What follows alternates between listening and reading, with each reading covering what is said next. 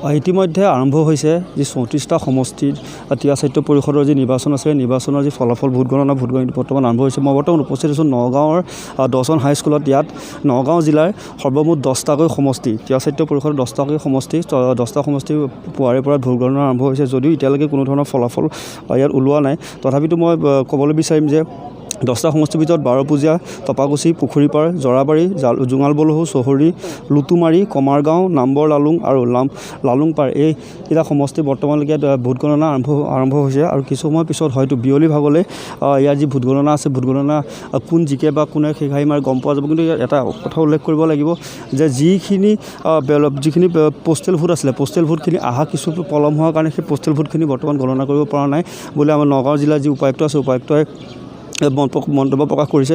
আৰু এটা কথা উল্লেখ কৰিব লাগিব যে যাতে এই ভোটগণনা প্ৰক্ৰিয়াত কোনো ধৰণৰ অপ্ৰীতিকৰ পৰিৱেশ নহয় বা কোনো ধৰণৰ এক হুলস্থুলীয়া পৰিৱেশ নহয়, সেইকাৰণে ইয়াত পুৱাৰে পৰা যি নগাঁও জিলাৰ যি আৰক্ষী আছে, আৰক্ষীয়ে নিৰাপত্তা ব্যৱস্থা গ্ৰহণ কৰিছে, কটকটীয়া নিৰাপত্তা গ্ৰহণ কৰিছে যাতে ইয়াত কোনো ধৰণৰ অপ্ৰীতিকৰ পৰিস্থিতি নহয়। আৰু কিছু সময়ৰ পিছত হয়তো প্ৰায় আৰু 1-1.5 ঘণ্টা সময়ৰ পিছত আমি গম পাম যে কোন সমষ্টি। বৰ্তমান এটা কথা ক'ব লাগিব, যি জৰাবাৰী সমষ্টি আছে, জৰাবাৰী সমষ্টি যি বৰ্তমান ভোটগণনা চলি আছে।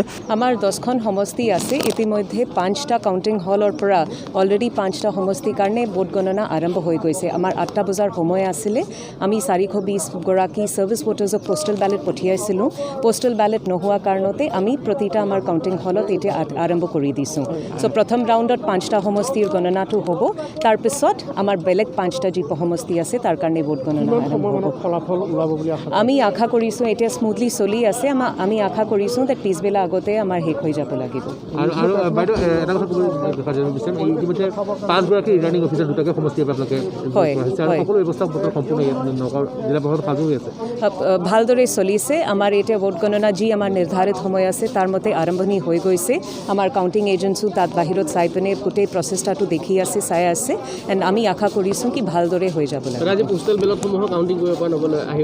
নাই, আমি আমাৰ যি নিৰ্দেশ আছে তাৰ মতে আমি পোষ্টেল বেলেট পঠিয়াই দিছোঁ। পোষ্টেল বেলেট আপোনাৰ কাউণ্টিঙৰ আগলৈকে আমি ল'ব পাৰিম। কিন্তু যি আমাৰ কাউণ্টিঙৰ 8টা বজাৰ সময় আছিলে তাৰ আগতে আমি এটাও পোষ্টেল বেলেট ঘূৰি পোৱা নাই।